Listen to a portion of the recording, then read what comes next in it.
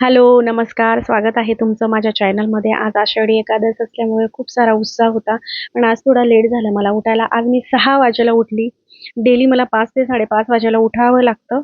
पण आज मुलांचा टिफिन नव्हता, नाश्ता नव्हता म्हणून मी माझं अंघोळ वगैरे आवरून सगळ्यात आधी चहा घेतला आणि देवांची पूजा वगैरे केली आणि त्यानंतर मला अंगणात रांगोळी घालायची होती. नंतर मंदिरात जायचं होतं किंवा फुलं तोडायचे होते. बरेचसे कामं होते, पण मी नाही करू शकले कारण आज पाऊस होता बाहेर. मग निवांत मी छान देवांची पूजा वगैरे केली. छान रांगोळी घातली देवांपुढे आणि धूप, दीप, अगरबत्ती ह्या सगळ्या गोष्टी केल्या. हे केल्यानंतर खूप प्रसन्न वाटतं, छान वाटतं.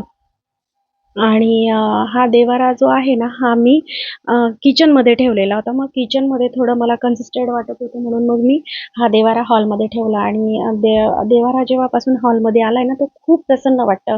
देवापुढे रांगोळी वगैरे ह्या सगळ्या गोष्टी खूप छान वाटतं.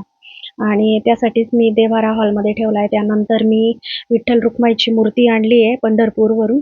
तर त्या मूर्तीची पूजा केली. ती मूर्ती कायम तिथेच असते. मी तिथेच मांडलेली आहे. आज मला काही जास्त फुलं मिळाले नाहीत किंवा माळा पण मिळाल्या. मी बाहेर पण नाही गेले 2 दिवसापासून.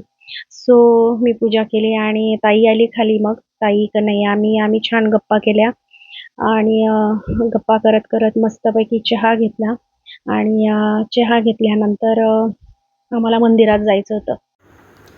मग आमचा एक विषय होता की काटकसर कशी करायची, इन्व्हेस्टमेंट कशी करायची, ह्या सगळ्या गोष्टींवरती आम्ही बोलत होतो आणि अधूनमधून मस्करी पण चालली होती आमची. आणि तो विषय असा होता की शेंगदाणे कसे खायचे. शेंगदाण्यांचे 2 पार्ट करायचे, म्हणजे 2 भाग करायचे. पोहेंमध्ये जर टाकायचं असेल तर म्हणजे कमी पण खाल्ल्या जातात आणि प्रत्येक बाईटमध्ये शेंगदाणा पण आला पाहिजे. ह्या विषयावर आमची चर्चा होती. आणि तो विषय कन्हैयाने आम्हाला इतकं व्यवस्थित समजून सांगितलं की आम्ही त्या शेंगदाण्याचे 2 पार्ट करायचे आणि मग पोह्यांमध्ये टाकायचे आणि मग ते खाल्ले पाहिजेत, असं त्याचं मत होतं. मग ते सगळं ॲक्सेप्ट होतं आम्हाला. पण तो उसने माझ्याकडून आलूबुखारा घेऊन गेलेला होता आणि त्याने रिटर्न मला आणून दिले होते वाटेत. आणि त्यातले 2 आलूबुखारा कच्चेच आणलेले होते त्याने. मग मी त्याला दाखवत होते की तू जे माझ्याकडून आलूबुखारा घेऊन गेला होता ते पिकलेले होते आणि तू जे आणून दिलेले होते ते कच्चे होते.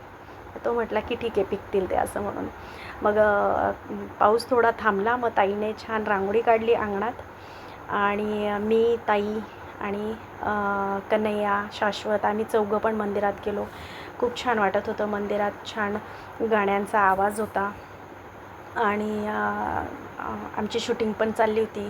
काही मंडळी तिथे छान फोटोशूट चालले होते त्यांचे आणि आमची पण व्हिडिओ शूट चालली होती. पण त्यांना कळलंच नाही की आम्ही व्हिडिओ शूट करतो आहे असं.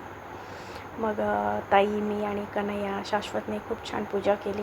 देवाला नमस्कार केला. आज ना मंदिरात इतकं छान वातावरण होतं. एरवी मंदिरात कोणी कधी जातं. पण आज इतकं छान वाटत होतं ना, की सगळे कॉलनीतले लोकं एकत्र येऊन सगळी पूजा किंवा मंदिरात गाण्यांचा आवाज खूप सुंदर वाटत होतं. सकाळची वेळ होती आणि आम्हाला पण वाटलं की नाही आपण सोबत जावं. एरवी काय होतं ना, की मी कधी मंदिरात जाते, ताई कधी जाते किंवा तिचे मिस्टर कधी जातात, मुलं कधी जातात. पण आज आम्ही दोघी पण, त्या आमच्या दोघांची मुलं पण आम्ही सोबतच गेलो आणि म्हणजे तिथून मंदिरातून बाहेर निघावसंच वाटत नव्हतं. आणि डेली काय होतं, की महादेवाला गेलो, 1-2 मिनिटं जाऊन आलो की झालं. पण आज तसं नव्हतं आणि मग आमची पूजा वगैरे झाली, बाहेर निघालो.